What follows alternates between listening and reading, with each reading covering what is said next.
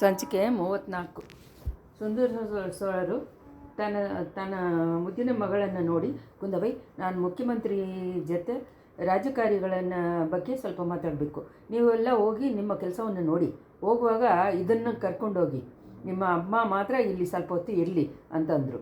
ಚಕ್ರವರ್ತಿ ಇದನ್ನು ಅಂತ ಹೇಳಿದ್ದು ಮಂದಾಕಿನಿಯೇ. ಆ ಥರ ಹೇಳಿದ್ದರಿಂದ ಅವಳ ವಿಷಯದಲ್ಲಿ ಅವರ ಅಸೂಸೆ ಗೊತ್ತಾಯಿತು. ಕುಂದವೈ ಸ್ವಲ್ಪ ಏಮಾರಿ ಹೋಗಿ ತಂದೆಯನ್ನು ನೋಡಿದ್ಲು. ಅದನ್ನು ನೋಡಿದ ಚಕ್ರವರ್ತಿ, ಹೌದು, ಇವಳು ಮುಟ್ಟಿಕೊಂಡದ್ದು ಚಿಪ್ಪ ಮಂಟಪದಲ್ಲಿ ಇರುವ ಕೈಲಾಸ ಮಲೆದಾನ ಅಂತ ತಿಳ್ಕೊಳ್ಳೋದು ಒಳ್ಳೆಯದು. ಇವಳನ್ನ ಅಲ್ಲೆಯೇ ಕರ್ಕೊಂಡೋಗಿ ತೋರಿಸಿ ತಿಳ್ಕೊಳ್ಳಿ. ಇವಳು ಇಲ್ಲಿ ನಿಲ್ಲೋದನ್ನು ನನ್ನಿಂದ ಸಹಿಸೋಕ್ಕಾಗಿಲ್ಲ ಅಂತಂದರು. ಕುಂದವೈ ತುಂಬ ಏಮಾರಿ ಹೋಗಿ ಮಂದಾಗಿನ ಕೈಯನ್ನು ಹಿಡ್ಕೊಂಡು ಕರ್ಕೊಂಡು ಹೊರಟಳು. ಆವಾಗ ಮಲೆಮಾನ್ ಮಗಳು ಕುಂದವೈ ಹತ್ರ ಬಂದು ಅವಳ ಕಿವಿಯಲ್ಲಿ ಮಾತ್ರ ಕೇಳೋ ಹಾಗೆ, ಮಗು, ಇವಳು ಇವಾಗ ನೋಡೋಕ್ಕೆ ಸಹಿಸದೆ ತಾನೇ ಇದ್ದಾಳೆ. ಅಪ್ಪ ಹತ್ರ ಬೇಸರ ಪಟ್ಕೊಳ್ಳೋದ್ರ ಏನು ಉಪಯೋಗ? ನಿನ್ನ ಅಲಂಕಾರದ ಇದೆಲ್ಲ ತೋರಿಸಿ ಇವಳ ಹತ್ರ ತೋರಿಸು ನೋಡೋಣ ಅಂತಂದರು. ಕುಂದವೈ ನಗೆ ಮೂಲಕ ತನ್ನ ಸಮ್ಮತಿಯನ್ನು ತಿಳಿಸ್ಬಿಟ್ಟು ಅಲ್ಲಿಂದ ಮಂದಾಗಿನ ಕರ್ಕೊಂಡೋದ್ಲು. ಅವರುಗಳ ಜೊತೆ ವಾನತಿಯನ್ನು ಪೂಂಗುಳನ್ನು ಹೊರಗೋದ್ರು. ಆಮೇಲೆ ಸುಂದರ ಸೋಳ ಮುಖ್ಯಮಂತ್ರಿಯನ್ನು ಮಲೆಮಾನ್ ಮಗಳನ್ನ ಮಾರಿ ಮಾರಿ ನೋಡಿದ ಹಾಗೆ, ನೀವಿಬ್ಬರೂ ಸೇರಿ ಇಂಥ ಕೆಲಸಗಳನ್ನು ಯಾತಕ್ಕೋಸ್ಕರ ಮಾಡಿದ್ದೀರಾ ಅಂತ ಗೊತ್ತಿಲ್ಲ. ನನಗೆ ಇದರಿಂದ ಸಂತೋಷ ಉಂಟಾಗತ್ತೆ ಅಂತ ನೀವು ಅಂದ್ಕೊಂಡಿದ್ರೆ ಅದು ದೊಡ್ಡ ತಪ್ಪು. ಮುಖ್ಯಮಂತ್ರಿ, ನನಗೋಸ್ಕರ ನೀವು ಇಷ್ಟೊಂದು ಪ್ರಯತ್ನ ಪಟ್ಟು ಕೋಡಿಕರೆಯಿಂದ ಈ ಕಾಟುಮಿರಾಂಡಿ ಜನ್ಮವನ್ನು ಯಾಕೆ ಹಿಡ್ಕೊಂಬರಕ್ಕೆ ಹೇಳಿದ್ರಿ? ಇವಾಗಲಾದ್ರೂ ನಿಜನ್ನೇ ಹೇಳಿ. ಇನ್ಮೇಲಾದರೂ ನನ್ನ ಹತ್ರ ಯಾವುದನ್ನು ಮರೆಸಿಟ್ಟು ಇಡೋಕ್ಕೆ ಟ್ರೈ ಮಾಡಬೇಡ ಅಂತ ಅಂದರು. ಆವಾಗ ಮುಖ್ಯಮಂತ್ರಿ ಅನಿರುದ್ಧರು ತುಂಬ ಫೀಲಿಂಗಿಂದ ಹೇಳ್ತಾ ಇದ್ರು, ಒಂದು ಸತಿ ಮಾಡಿದ ತಪ್ಪನ್ನು ತಿರ್ಗಾ ಮಾಡೋದಿಲ್ಲ. ಇನ್ನು ಯಾವ ಕಾರ್ಯವನ್ನು ನಿಮ್ಮ ಹತ್ರದಿಂದ ಮರೆ ಮಾಡಿ ಇಡೋದಿಲ್ಲ. ನಿಜವನ್ನು ಹೊರಗಡೆ ಬರಬೇಕಾ ಅನ್ನೋದಕ್ಕೇ ಇವಾಗ ಇಷ್ಟೊಂದು ಪ್ರಯತ್ನ ತಗೊಂಡೆ. ನಿಮ್ಮಿಂದ ಒಂದು ಹೆಣ್ಣು ಕಡಲಲ್ಲಿ ಬಿದ್ದು ಸತ್ತೋಗಿದ್ದಾಗೆ ನಿಮ್ಮ ಮನಸ್ಸು ತುಂಬ ವೇದನೆಗೊಂಡಿತ್ತು. ಅಂಥ ಸಂಭವದಿಂದ ನೀವು ಮರ್ತೋಗಿಬಿಟ್ಟಿದ್ದಾಗೆ ತುಂಬ ಕಾಲ ನಾನು ಅಂದ್ಕೊಂಡಿದ್ದೆ. ಆದರೆ ದಿನ ಆಗ್ತಾ ಆಗ್ತಾ ಆ ನೆನಪು ನಿಮ್ಮ ಮನಸ್ಸಲ್ಲಿ ಒಳಗಡೆ ಹೋಗಿ ಎಷ್ಟೊಂದು ವೇದನೆಯನ್ನು ಉಂಟು ಮಾಡಿದೆ ಅಂತ ತಿಳ್ಕೊಂಡೆ. ನಿದ್ದೆಯಲ್ಲಿ ನೀವು ಅದ್ರ ಬಗ್ಗೆ ಕನಸ್ಕೊಂಡು ಒಂದೊಂದು ಸತಿನೂ ಕೂಗಿದ್ದಾಗೆ ಮಹಾರಾಣಿ ಹೇಳಿದರು. ಅದರಿಂದ ನಿಮಗಿಂತ ಮಲೆಮಾನ್ ಮಗಳು ತುಂಬ ವೇದನೆ ಪಟ್ಟರು. ಕೆಲವು ಕಾಲಕ್ಕೆ ಮುಂಚೆ ನನ್ನ ಹತ್ರ ಯೋಚನೆ ಕೇಳಿದರು. ಅದನ್ನೇ ಅದರಿಂದ ನಾವು ಇಂಥ ಪ್ರಯತ್ನ ಮಾಡೋಕ್ಕೆ ತೀರ್ಮಾನಿಸ್ತೀವಿ. ನಿಮ್ಮ ಕಾರಣವಾಗಿ ಸತ್ತೋಗಿಬಿಟ್ಟಿದ್ದಾಗೆ ನಾವು ಅಂದ್ಕೊಂಡು ಬೇಸರ ಪಟ್ಟಿದ್ದ ಹೆಣ್ಣು ಮಗಳನ್ನು ನಿಮ್ಮ ಕಣ್ಣು ಮುಂದೆನೇ ತೊಗೊಂಬಂದು ನಿಲ್ಲಿಸಿ ಆ ಯೋಚನೆಯನ್ನು ಹೋಗಲಾಡಿಸೋಕ್ಕೆ ಉದ್ದೇಶಿಸ್ತೀವಿ. ಸೀದಾ ಕರ್ಕೊಂಬಂದು ನಿಲ್ಲಿಸಿದರೆ ನೀವು ನಂಬ್ತೀರಾ ಅಂತ ಅಂದ್ಕೊಂಡಿದ್ದೀವಿ. ಇದು ತಪ್ಪಾಗಿದ್ದರೆ ದಯವಿಟ್ಟು ಕ್ಷಮಿಸಬೇಕು ಅಂದರು. ಇದನ್ನು ಕೇಳಿದ ತಕ್ಷಣ ಚಕ್ರವರ್ತಿ ಅಹಂಕಾರದಿಂದ ಹೇಳಿದರು, ತಪ್ಪೇ, ದೊಡ್ಡ ತಪ್ಪು. ಇಷ್ಟು ದಿನಾನೂ ಇವಳು ದೆವ್ವವಾಗಿ ನನ್ನನ್ನು ಸುತ್ಕೊಂಡಿದ್ಲು, ಕನಸಿನಲ್ಲಿ ಬಂದು ಕಷ್ಟಪಟ್ಕೊಂಡಿದ್ಲು. ದೆವ್ವಕ್ಕೆ ಬದಲಾಗಿ ಹುಚ್ಚಿಯನ್ನು ಕರ್ಕೊಂಬಂದು ನನ್ನ ಮುಂದೆ ನಿಲ್ಲಿಸಿದ್ರೆ ಇದು ನನಗೆ ಸಂತೋಷ ಕೊಡುತ್ತೆ ಅಂತ ಅಂದ್ಕೊಂಡ್ರ? ಒಂದು ದಿವಸನಿಲ್ಲ, ನನ್ನ ಹತ್ರ ಮುಂಚೆನೇ ನಿಜವನ್ನು ತಿಳಿಸಿದರೆ ಇವಳನ್ನ ಇಲ್ಲಿ ಕರ್ಕೊಂಬರೋ ಯೋಚನೆಯನ್ನು ಖಂಡಿತವಾಗಿ ನೆಗ್ಲೆಕ್ಟ್ ಮಾಡ್ತಾಯಿದ್ದೆ. ಹೋದರೆ ಹೋಗಲಿ, ಏನೋ ಮಾಡಿಬಿಟ್ಟಿದ್ದೀರಾ. ಇವಾಗ ತುಂಬ ಕಷ್ಟಪಟ್ಟು ಇಲ್ಲಿ ಈ ಮೂಗಿ ಹುಚ್ಚಿಯನ್ನು ಕರ್ಕೊಂಬಂದು ಸೇರಿಸಿದ್ದೀರಲ್ವ, ತಿರ್ಗಾ ಅವಳನ್ನ ಯಾವಾಗ ಹೇಗೆ ಹೋಗಲಾಡಿಸೋಕೆ ಉದ್ದೇಶ ಅಂತ ಸುಂದರ ಸೋಳ ಕೇಳಿದ ತಕ್ಷಣ ಅನಿರುದ್ಧರು ನಿಜವಾಗ್ಲೂ ಮಾತು ನಿಂತು ಹಾಗೆ ನಿಂತುಬಿಟ್ರು. ಆವಾಗ ಚಕ್ರವರ್ತಿನಿ, ಸ್ವಾಮಿ, ಇಲ್ಲಿಂದ ನನ್ನ ಸೋದರನ್ನ ತಿರ್ಗಾ ಹೋಗೋಕ್ಕೆ ಹೇಳೋದಕ್ಕೆ ನನಗೆ ಉದ್ದೇಶವಿಲ್ಲ. ಈ ಅರಮನೆಯಲ್ಲಿ ನನ್ನ ಜೊತೆನೇ ಅವರು ಇಲ್ಲಿ ಇರ್ತಾರೆ. ನನಗೆ ಮುಂಚೆ ಹುಟ್ಟಿದ್ದ ನನ್ನ ಅಕ್ಕನ ಹಾಗೆ ನಾನು ಭಾವಿಸಿ ಇವರನ್ನು ನಾನು ಪೂಜೆ ಮಾಡಿ ಬರ್ತೀನಿ ಅಂತಂದರು. ದೇವಿ, ನನ್ನ ಹತ್ರ ನೀನು ಇರುವ ಭಕ್ತಿಯನ್ನು ಈ ಥರ ನೀವು ರೂಪಿಸಬೇಕು ಅಂತ ಏನು ಪ್ರಯತ್ನ ಪಡಬೇಡ. ಕಣ್ಣಿಗಿಂತನೂ ಮೇಲಾದ ಶೀಲದ ಅರಸಿ 25 ವರ್ಷಗಳಲ್ಲಿ ನಾನು ನೋಡಿದ್ದೀನಿ. ನಾನು ಕಾಯಿಲೆ ಬಿದ್ದಿದ್ದಾಗಿಂದ ನೀನು ನಿಮ್ಮ ಮಕ್ಕಳನ್ನು ಕೂಡ ಮರೆತು ನನಗೆ ಸೇವೆ ಮಾಡ್ಕೊಂಡು ಬಂದಿದ್ದೀಯಾ. ನನಗೋಸ್ಕರ ವ್ರತ ಎಲ್ಲ ಇದ್ದು ಬಂದಿರೋದನ್ನು ನನಗೆ ಗೊತ್ತಾಗಿದೆ. ಕಾಡಿನಲ್ಲಿ ತಿರುಗಿದ್ದ ಮೂಗಿ ಹುಚ್ಚಿಯನ್ನು ಅರಮನೆಯಲ್ಲಿ ಕರ್ಕೊಂಬಂದು ನನ್ನ ಹತ್ರ ನಿನಗಿರುವ ಭಕ್ತಿಯನ್ನು ನೀನು ತೋರಿಸ್ಬೇಕಾಗಿಲ್ಲ. ಮಲೆಮಾನ್ ಮಗಳೇ, ಇದನ್ನು ಕೇಳು. ಮುಖ್ಯಮಂತ್ರಿ, ನೀವು ಚೆನ್ನಾಗಿ ಕೇಳ್ಕೊಳ್ರಿ. ಯಾವಾಗಲೂ ಒಂದು ಕಾಲದಲ್ಲಿ ಮನುಷ್ಯ ಸಂಚಾರ ಇಲ್ಲದೆ ಇರುವ ದೀವಾಂತರದಲ್ಲಿ ನಾನು ಒಬ್ಬನೇ ತಂಗಿ ಉಳಿದಿದ್ದಾಗ ಈ ಮೂಗಿ ಹುಚ್ಚಿಯನ್ನು ನೋಡಿದೆ. ಅಂಥ ಸಮಯ ಇವಳ ಹತ್ರ ನಾನು ಪ್ರೀತಿಕೊಂಡಿದ್ದೂ ನಿಜಾನೇ, ಇಲ್ಲ ಅಂತ ಹೇಳಲ್ಲ. ಅದರಿಂದಾನೇ ಇನ್ನೂ ನಾನು ಇವಳನ್ನು ಅಂದ್ಕೊಂಡು ಯೋಚನೆ ಮಾಡ್ತಾ ಇರುವುದಾಗಿ ನೀವು ಅಂದ್ಕೊಂಡ್ರೆ ಅದಕ್ಕಿಂತ ದೊಡ್ಡ ತಪ್ಪು. ಏನೂ ಇರೋಕ್ಕಾಗಲ್ಲ. ಇವಾಗ ಅವಳ ಮೇಲೆ ನನಗೆ ಬಂದಿದ್ದ ಪ್ರಿಯಕ್ಕೆ ಎಷ್ಟೊಂದೋ ಕಾರಣಗಳು, ಆವಾಗ ಇವಳ ಹೆಸರಲ್ಲಿ ನನಗೆ ಬಂದಿದ್ದ ಪ್ರಿಯಕ್ಕೆ ಎಷ್ಟೊಂದೋ ಕಾರಣಗಳು ಇತ್ತು. ಆದರೆ ಈ ಪ್ರಿಯ ಇವಾಗ 25 ವರ್ಷ ಕಾಲದಲ್ಲಿ ಸ್ವಲ್ಪ ತುಂಬ ಬದಲಾಗಿ ದ್ವೇಷವಾಗಿನೂ ಅಸೂಸೆಯಾಗಿನೂ ಬಂದ್ಬಿಟ್ಟಿದೆ. ನನಸಿನಲ್ಲೂ ಇವಳು ನನ್ನನ್ನು ಎಷ್ಟೊಂದು ಪಡಿಸಿದ್ದಾಳೆ. ಇವಳು ಈ ಅರಮನೆಯಲ್ಲಿ ಇದ್ದಾಳೆ ಅನ್ನೋ ಯೋಚನೆಯೇ ನನ್ನಿಂದ ಸಹಿಸೋಕ್ಕಾಗಲ್ಲ. ತಕ್ಷಣ ಇವಳನ್ನ ಇಲ್ಲಿಂದ ಕಳಿಸ್ಬಿಟ್ಟು ಬೇರೆ ಕೆಲಸ ನೋಡಿ. ಇವಳನ್ನ ದೆವ್ವ ಅಂತನೂ ಅಂದ್ಕೊಂಡಿದ್ದರಿಂದ ಇವಳ ಹೆಸರಲ್ಲಿ ದೀಪವನ್ನು ಎಸ್ದೆ. ಉಸಿರಿಂದನೂ ಹಾಗೆ ಮೈಯಿಂದನೂ ಇದ್ದಾಳೆ ಅಂತ ಗೊತ್ತಿದ್ದರೆ ನಾನು ಏನು ಮಾಡಿರ್ತೀನೋ ನನಗೆ ಗೊತ್ತಿಲ್ಲ. ಈ ಥರ ಸುಂದರಸೋಳ ಕ್ರೋಧ ತುಂಬಿದ ಧ್ವನಿಯಲ್ಲಿ ಕ್ರೂರವಾಗ ಮಾತುಗಳಿಂದ ಅವರು ಮಾತಾಡಿದ್ದನ್ನು ಕೇಳಿ ಚಕ್ರವರ್ತಿ ಮುಖ್ಯಮಂತ್ರಿನೂ ಗದಿಕೆಲೆಗೆ ಹೋದರು. ಚಕ್ರವರ್ತಿ ಈ ಥರ ಮಾತಾಡ್ತಾರೆ ಅಂತ ಅವ್ರುಗಳು ಎದುರು ನೋಡಿಲ್ಲ. ಅನಿರುದ್ಧರು ತಾವು ಮಾಡಿದ ಹಳೆಯ ತಪ್ಪಕ್ಕೋಸ್ಕರ ಮಾತ್ರನೇ ತಮ್ಮನ್ನು ಚಕ್ರವರ್ತಿ ಈ ಥರ ಹೇಳ್ತಾರೆ ಅಂತ ಅಂದ್ಕೊಂಡಿದ್ರು. ಮಹಾರಾಣಿನೋ ಚಕ್ರವರ್ತಿ ಬಾಯ್ಬಿಟ್ಟು ಹೊರಗಡೆ ಹೇಳದೇ ಇದ್ರೂ ಮನಸ್ಸೊಳಗೆ ಸಂತೋಷವಾಗಿ ತನ್ನ ದೊಡ್ಡತನದನ್ನು ತುಂಬ ಹೊಗಳ್ತಾರೆ ಅಂತ ಎದುರು ನೋಡಿದರು. ಸುಂದರಸೋಳರನ್ನ ಕೆಟ್ಟ ಮಾತುಗಳನ್ನು ಅವಳುಗಳಿಗೆ ಏಮಾರಿ ಹೋಗಿದ್ದರಿಂದ ಸ್ವಲ್ಪ ಅವ್ರ ಮೇಲೆ ಬೇಸರನೂ ಕೋಪನೂ ಉಂಟು ಮಾಡಿ ಆಯಿತು. ಚಕ್ರವರ್ತಿ ಇಷ್ಟೊತ್ತು ಮಾತಾಡೋದಕ್ಕೆಲ್ಲ ಚಿಕ್ರ ಹಾಕಿದ್ದಂಗೆ, ಚಿಚ್ಚಿ ಈ ಮೂಗಿ ಹುಚ್ಚಿಯನ್ನು ಲೋಕದಲ್ಲಿ ಉಸಿರಿಂದ ಇಲ್ಲದೆ ಇದ್ದರೆ ಏನು ನಷ್ಟ ಬಂದುಬಿಡುತ್ತೆ. ಇವಳು ಕಡಲಲ್ಲಿ ಬಿದ್ದಾಗ ನಿಜವಾಗಲೇ ಇವಳು ಸತ್ತು ತೊಲಗೋಗಿದ್ರೆ ಎಷ್ಟು ಚೆನ್ನಾಗಿರುತ್ತೆ. ಎಂಥ ಪರಮ ಮುಟ್ಟಾಳು ಈ ಥರ ಇವಳನ್ನ ಕರ್ಕೊಂಬಂದು ಕಾಪಾಡಿರ್ತಾನೆ ಅಂತ ಹೇಳಿದರು. ಅದಾದಮೇಲೆ ಮಲೆಮಾನ್ ಮಗಳಿಂದ ತಡೆಕೊಳ್ಳೋಕ್ಕೆ ಆಗಲಿಲ್ಲ. ತುಂಬ ಒಂಥರ ಆವೇಶದಿಂದ, ಸ್ವಾಮಿ ನಿಮ್ಮ ಬಾಯಿಂದ ಹಂಗೆ ಹೇಳ್ಬೇಡ್ರಿ, ಮಹಾಪಾಪ, ನಿಮಗೆ ಒಬ್ಬರು ಹೆಲ್ಪ್ ಮಾಡಿದ್ದನ್ನು ಮರೆಯೋದು ಎಷ್ಟೊಂದು ದೊಡ್ಡ ಪಾತಕ ಅಂತ ಹೇಳಿ ದೊಡ್ಡವರೆಲ್ಲ ಎಷ್ಟೋ ಜನ ಹೇಳಿದ್ದಾರೆ. ನಿಮ್ಮ ಉಸಿರನ್ನು ಈ ಮಾದರಿಸಿ ಕಾಪಾಡಿದ್ದನ್ನು ಬೇಕಾದರೆ ಮರ್ತುಬಿಡ್ರಿ. ಆದರೆ ನಮ್ಮ ಮಗ ಅರುಮೊಳಿವರ್ಮನನ್ನು ಇವಳು ಕಾಪಾಡಿದ್ದನ್ನು ಮರೆಯೋಕ್ಕಾಗುತ್ತಾ? ನೀವು ಮರೆತರು ನಾನು ಮರೆಯೋಕ್ಕಾಗಲ್ಲ. 14 ಜನ್ಮಕ್ಕೂ ಈ ದೈವ ಮಗಳಿಗೆ ನಾನು ಕೃತಜ್ಞೆಯಾಗಿ ಇರ್ತೀನಿ ಅಂತಂದರು. ದೇವಿ ಆ ಕಥೆಯನ್ನು ತಿರ್ಗಾ ಯಾಕೆ ಹೇಳ್ತಾ ಇದೆಯಾ ಅಂತ ಸುಂದರಸೋಳನ ಮೇಲೆ ಮಾತಾಡೋದಕ್ಕಿಂತ ಮಲೆಮಾನ್ ಮಗಳು ಅಡ್ಡ ಮಾಡಿ ಹೇಳಿದರು.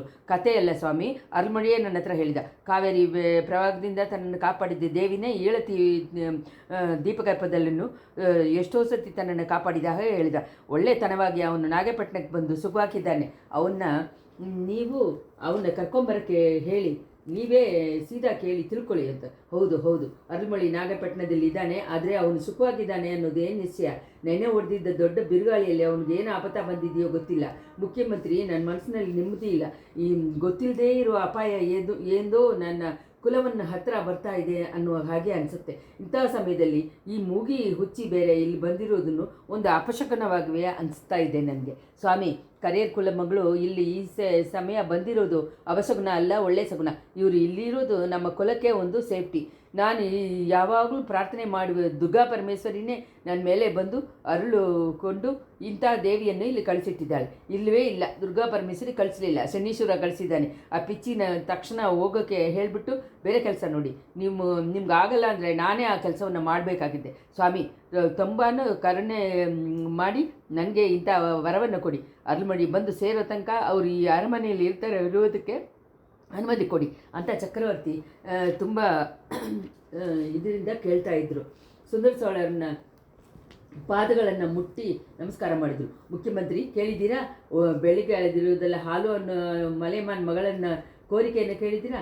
ದೇವರೇ, ಇಂಥನೂ ಒಂದು ಕಪಟ ಇಲ್ಲದೆ ಸಾಧು ಲೋಕದಲ್ಲಿ ಇರೋಕ್ಕಾಗುತ್ತಾ? ಇವಳು ನನ್ನ ಹತ್ರ ಏನನ್ನೇ ಕೇಳೋದಿಲ್ಲ.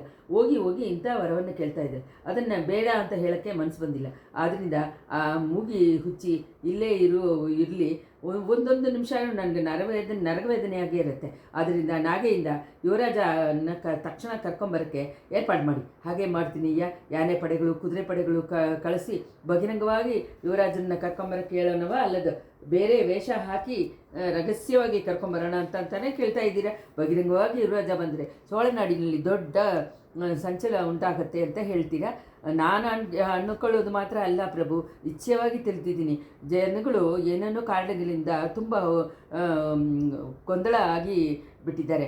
ಯಾವುದಾದ್ರೂ ಒಂದು ವ್ಯಾಜ್ಯ ಶುರು ಮಾಡಬೇಕಾದ್ರೆ ತಕ್ಷಣ ಮಕ್ಕಳನ್ನು ಮನಸ್ಸಿನಿಂದ ಇರುವ ಇದು ಹೊರಗೆ ಬಂದುಬಿಡುತ್ತೆ. ಪಳವೆಟೆರೆಗಳು ಮಧುರಾಂಧ ದೇವರನ್ನು ಏನು ಗತಿ ಆಗ್ತಾರೆ ಅಂತ ಹೇಳೋಕ್ಕಾಗಲ್ಲ. ಇದೇನು ಮಾತು ಮುಖ್ಯಮಂತ್ರಿ? ಜನಗಳು ಇಂಥ ಮೂರ್ಖತನವಾಗಿ ನಡ್ಕೊಂಡ್ರೆ ಸೋಳೆನಾಡಿನ ವೀರ ಸೈನ್ಯಗಳು ಎಲ್ಲೂ ಹೋಯಿತು? ಸೈನ್ಯಗಳ ಹತ್ರ ತಾನೇ ಜಾಸ್ತಿ ಗೊಂದಲ. ಮಕ್ಕಳಾದರೂ ತುಂಬ ಕೂಗಿಬಿಟ್ಟು ಕನ್ಫ್ಯೂಷನಿಂದ ಸೈಲೆಂಟ್ ಆಗಿಬಿಡ್ತಾರೆ. ಸೇನಾ ವೀರರುಗಳು ತಂಜೆಕೋಟೆಯಲ್ಲಿ ಇರುವ ಚಿನ್ನ ಪಿನ್ನ ಮಾಡಿ ಪಳುವಟೆರುಗಳನ್ನು ಮಧುರಾಂಧ ದೇವರನ್ನು ಸೆರೆಯಲ್ಲಿ ಹಾಕಿಬಿಟ್ಟು ಕೊಂಡಿದ್ದ ವೀರಾದಿ ವೀರರಾಗಿ ಅರುಳ್ಮೊಳಿವರ್ಮನ ಸಿಂಹಾಸನದಲ್ಲಿ ಹತ್ತಿಸ್ಬಿಟ್ಟೆ ಬೇರೆ ಕೆಲಸ ನೋಡ್ತೀನಿ ಅಂತಾರೆ. ಆಗಲೂ ನಡೀಬೇಕು ಅಂತ ನೀವು ಮನಸ್ಸಿನಲ್ಲಿ ಆಸೆ ಪಡ್ಕೊಂಡಿದ್ದೀರಾ. ಮುಟ್ಟಾಳು ಜೋಶಿಯರ್ಗೂ ಆ ಥರ ಕಥೆಗಳನ್ನು ನಂಬಿಕೊಂಡು ಜನಗಳನ್ನು ಬುದ್ಧಿ ಬಿದ್ದು ಅಲಿತಾ ಇದ್ದಾರೆ. ಆದರೆ ನಿಮ್ಮ ಮನಸ್ಸಲ್ಲಿ ಒಂದು ನಿಶ್ಚಯವಾಗಿ ಇಟ್ಕೊಳ್ಳಿ, ನನ್ನ ದೊಡ್ಡ ಅಜ್ಜ ಗಂಡರಾದಿತ್ತ ಅಡಿಗಳ ಕುಮಾರ ಮಧುರಾಂಧಗನ್ನೇ ಈ ಸೋಳ ಸಿಂಹಾಸನಕ್ಕೆ ಹಕ್ಕುದಾರ. ಅವನಿಗೆ ಪಟ್ಟ ಕಟ್ಟಿ ಇಡುವುದಂತ ತೀರ್ಮಾನಿಸ್ಬಿಟ್ಟಿದ್ದೀನಿ. ಜನಗಳು ಅದಕ್ಕೆ ತಡೆ ಹೇಳಿದರೂ ಸರಿ, ದೇವರುಗಳು ಮೂವರುಗಳು ಬಂದು ತಡೆ ಮಾಡಿದರೂ ಸರಿ, ನಾನು ಕೇಳೋದಿಲ್ಲ. ನನ್ನ ಕುಮಾರರುಗಳು ಅದಕ್ಕೆ ಅಡ್ಡ ನಿಂತರೆ ಸ್ವಾಮಿ ಆ ಥರ ಒಂದು ದಿನಾನೂ ಇರಲ್ಲ. ನಿಮ್ಮ ಇಷ್ಟಕ್ಕೆ ಮಾರಾಗಿ ನಿಮ್ಮ ಕುಮಾರರುಗಳು ಒಂದು ದಿವಸನೂ ತಡೆ ಹೇಳಲ್ಲ. ಅಲ್ಮೊಳಿಗೆ ರಾಜ್ಯ ಆಸೆಯೇ ಇಲ್ಲ. ಲಂಕೆ ಮಣಿಮಗುಡವನ್ನು ಅವನಿಗೆ ಕೊಟ್ಟರು, ಅದನ್ನೇ ಅವನು ಬೇಡ ಅಂತ ಹೇಳಿ ನೆಗ್ಲೆಕ್ಟ್ ಮಾಡಿಬಿಟ್ಟ ಅಂತ ಅವನ ನಿಮ್ಮ ಮಾತಿಗೆ ಬೇರೆ ಮಾತು ಹೇಳ್ತಾನೆ. ಕರಿಗಾಲ ಮಾತ್ರ ಏನು, ಅವನಿಗೆ ನೀವೇ ನೋಡಿ ಯುವರಾಜ ಪಟ್ಟ ಮಾಡಿ ಇಟ್ಟಿದ್ದೀರಿ, ಅದರಿಂದ ಒಪ್ಕೊಂಡ. ಅವನ ವೀರ ಪರಾಕ್ರಮ ಬಗ್ಗೆ ನಾನು ಹೇಳಬೇಕಾ? ಅವನ ಆಸೆ ಪಟ್ಟರೆ ತಾನಾಗವೇ ಅವನ ಬಾಳಿನ ಜತೆಯಿಂದ ದೊಡ್ಡ ರಾಜ್ಯವನ್ನು ಮಾಡಿಕೊಳ್ಳೋಕ್ಕೆ ಶಕ್ತಿ ಇದೆ. ಆದರೆ ಅವನಿಗೂ ರಾಜ್ಯ ಆಳುವ ಆಸೆ ಇಲ್ಲ. ನೀವು ಅವನ ಹತ್ರ ನಿಮ್ಮ ಇಷ್ಟ ಇನ್ನೇನು ಅಂತ ಹೇಳಿ ಒಂದೇ ಒಂದು ಮಾತು ಹೇಳಬೇಕಾಗಿದ್ದೆ. ಆ ಮಾತನ್ನು ನಾನು ಹೇಳಿಬಿಡ್ತೀನಿ, ಅವನು ಕಿವಿನಲ್ಲಿ ಬಿದ್ದುಬಿಡತ್ತೋ ಅಂತ ಹೇಳಿ ಅನ್ನೋದಕ್ಕೆ ತಾನೇ ನಾನು ಎಷ್ಟು ಹೇಳಿ ಕಳಿಸಿದ್ರು ಅವನು ಇಲ್ಲಿ ಬರದೆ ಆಟ ಆಡಿಸ್ತಾ ಇದ್ದಾನೆ. ಚಕ್ರವರ್ತಿ ಪಟ್ಟದ ಯುವರಾಜ ಕಾಂಚಿನಲ್ಲಿ ಅದ್ಭುತವಾದ ಚಿನ್ನದ ಮಾಳಿಗೆ ನಿರ್ಮಾಣಿಸ್ಬಿಟ್ಟು ನಿಮ್ಮ ಬಾಡಕ್ಕೆ ಕಾಯ್ತಾ ಇದ್ದಾನೆ. ನನಗೋಸ್ಕರ ಕಾಯ್ತಾ ಇದ್ದಾನೆ ಅಂತ ನನಗೆ ಗೊತ್ತು. ಕಂಸ ಅವನ ಅಪ್ಪ ಅಮ್ಮನ್ನ ಸೆರೆ ಹಿಡಿದಿದ್ದಾಗೆ ನನ್ನನ್ನು ಸೆರೆ ಮಾಡಿಬಿಟ್ಟು ಸೋಳ ಸಿಂಹಾಸನ ಹತ್ತಕ್ಕೆ ಕಾಯ್ತಾ ಇದ್ದಾನೆ. ಅವನು ಕಟ್ಟಿ ಇರೋದು ಚಿನ್ನದ ಮಾಳಿಗೆನೋ ಅಲ್ಲದು ಅರಕ ಮಾಳಿಗೆನೋ ಯಾರಿಗೆ ಗೊತ್ತು? ಸ್ವಾಮಿ, ಕರಿಗಾಲನ ಬಗ್ಗೆ ನೀವು ಈ ಥರ ಹೇಳೋದು ತುಂಬ ಕೊಡುಮೆ ಅಂತ ಹೇಳಿದ್ಲು ಮಲೆಯಮ್ಮನ ಮಗಳು. ಚಕ್ರವರ್ತಿನ ಮನಸ್ಸನ್ನು ಅಷ್ಟು ದೂರ ವಿಷ ಮಾಡಿ ಇಟ್ಟಿದ್ದಾರೆ ಅಂತ ಹೇಳಿದರು ಮುಖ್ಯಮಂತ್ರಿ. ಬೇರೆ ಯಾರೂ ಇಲ್ಲ. ನನ್ನ ಮನಸ್ಸಿನಲ್ಲಿ ವಿಷ ಹಾಕಿದ್ದವನು ಕರಿಗಾಲನೇ ತಾನೆ. ಅವನು ನನಗೆ ನಿಜವಾದ ಮಗನಾಗಿದ್ದರೆ ಎಷ್ಟು ಸಲ ಹೇಳಿ ಕಳಿಸಿ ಇನ್ನೂ ಯಾಕೆ ಬರಲಿಲ್ಲ ಅಂತ ಸುಂದರ ಕಳಿದ್ರು. ಅದಕ್ಕೆ ಬೇರೆ ಸರಿಯಾದ ಕಾರಣಗಳು ಇರ್ಬೋದಲ್ವಾ? ನೀವು ತಾನೇ ಒಂದು ಕಾರಣವನ್ನು ಊಹಿಸಿ ಹೇಳಬೇಕಾಗಲ್ವಾ? ಕರಿಗಾಲ ಕೊಳಿರೋದಕ್ಕೆ ಈ ಕಡೆ ಬಂದರೆ ಪಳುವಟರುಗಳು ಅವನ್ನೇ ಸರಿ ಮಾಡಿಬಿಡ್ತಾರೆ ಅಂತ ನಾಳೆಲ್ಲ ಮಾತಾಗಿದೆ. ಆ ಥರ ಹೇಳಿ ನನ್ನ ಮಗನ ಮನಸ್ಸು ಯಾರೋ ಕೆಡಿಸಿದ್ದಾರೆ. ಇವಳ ಅಪ್ಪ ತಿರ್ಕೋವಲ್ಲ ಮಲೆಮಾನೂರು ಒಬ್ಬನು, ಕೊಡುಂಬಾಳೂರು ವೇಳಾನು ಒಬ್ಬನು. ನೀವೂ ಅವ್ರ ಜೊತೆ ಸೇರಿಕೊಂಡಿದ್ದೀರಲ್ವಾ? ಏನೋ ಗೊತ್ತಿಲ್ಲ ಸ್ವಾಮಿ. ನಾನು ಯಾರ ಬಗ್ಗೆನೂ ಅವ್ರುಗಳಿಗಿಂತೆ ಮಾತಾಡೋ ಅಭ್ಯಾಸ ಇಲ್ಲ. ಸ್ವಲ್ಪ ಮುಂಚೆ ನೀವೇ ಅಭಯದ ಬಗ್ಗೆ ಹೇಳಿದ್ದೀರಾ. ನಿಮ್ಮ ಮನಸ್ಸಿನಲ್ಲಿ ಆ ಥರ ಅನಿಸ್ಕೋ ಹಾಗೆ ಹೇಳಿದ್ದೀರಾ. ನೀವು ಮನಸ್ಸಿನಲ್ಲಿ ತೋಚೋದು ನಿಜಾನೂ ಹೌದು. ಸೋಳರ ಕುಲಕ್ಕೆ ಅಭಯ ಹತ್ತಿರ ಬರ್ತಾನೆ ಇದೆ. ಅದು ಎರಡು ದಾರಿಯಿಂದ ಬರ್ಬೋದು. ಈ ದೇಶದಲ್ಲಿ ಇವಾಗ ಎರಡು ವಿಧವಾದ ಸಂಚುಗಳು ನಡೀತಾ ಇದೆ. ಪಳುವಟೆರೆಗಳು, ಸಂಬೋರೆಗಳು. ಮುಖ್ಯಮಂತ್ರಿ ಅನಿರುದ್ಧರೆ ನಿಲ್ಲಿಸ್ರಿ.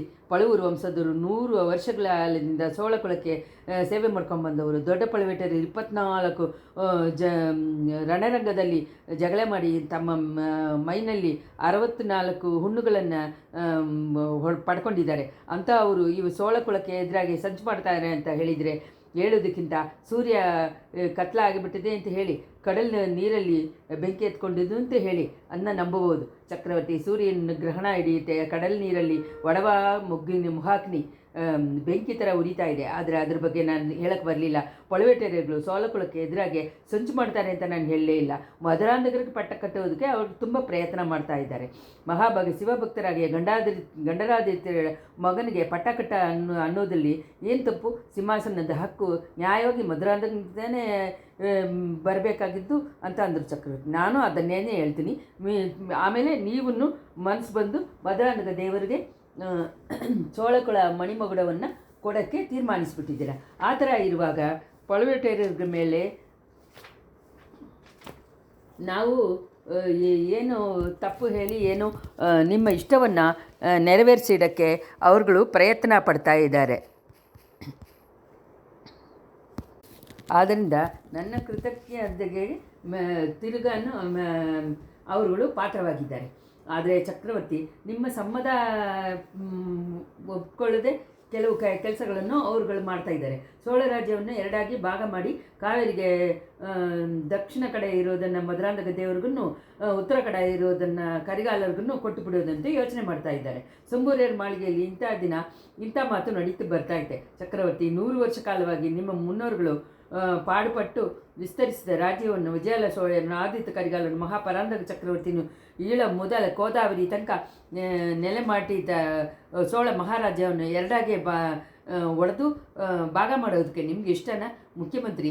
ಒಂದು ದಿವಸ ನಾನು ಅದಕ್ಕೆ ಸಮ್ಮತ ಕೊಡೋದಿಲ್ಲ. ಚೋಳ ರಾಜ್ಯವನ್ನು ಒಡೆಯೋಕ್ಕೆ ಮುಂಚೆ ನನ್ನನ್ನು ಕಟ್ ಮಾಡಿ ಬಿಡಿ ಅಂತ ಹೇಳಿಬಿಡ್ತೀನಿ ನಾನು. ಪಳುವಟೆರೆಯರು ಅಂತ ಇದರಲ್ಲಿ ಟ್ರೈ ಮಾಡ್ತಾರೆ ಅಂತ ನಾನು ನಂಬಲಿಲ್ಲ. ಒಂದು ವೇಳೆ ನನಗೆ ಅದು ಇಷ್ಟವಾಗಿರ್ಬೋದು, ನನ್ನ ಮಗನಿಗೆ ಅರ್ಧ ರಾಜ್ಯವಾದರೂ ಕೊಡೋಕ್ಕೆ ನಾನು ಆಸೆ ಪಡ್ಬೋದು ಅಂತ ಯೋಚನೆಯಿಂದ ಅವರುಗಳು ಇಂಥ ಯೋಚನೆಗೆ ಸಮ್ಮತಿ ಕೊಟ್ಟಿರ್ತಾರೆ. ಅದು ನನಗೆ ಇಷ್ಟ ಇಲ್ಲ ಅಂತ ಹೇಳಿದರೆ ಕೈ ಬಿಟ್ಬಿಡ್ತಾರೆ. ಮುಖ್ಯಮಂತ್ರಿ, ಈ ಚೋಳ ಸಾಮ್ರಾಜ್ಯದಲ್ಲಿ ಒಂದು ಅಂಗುಳ ವಿಸ್ತೀರ್ಣ ಕೂಡ ಕಮ್ಮಿ ಆಗದೆ ಮಧುರಾಂಧಕನಿಗೆ ಪಟ್ಟ ಕಟ್ಟಿ ಇಡ್ತೀನಿ.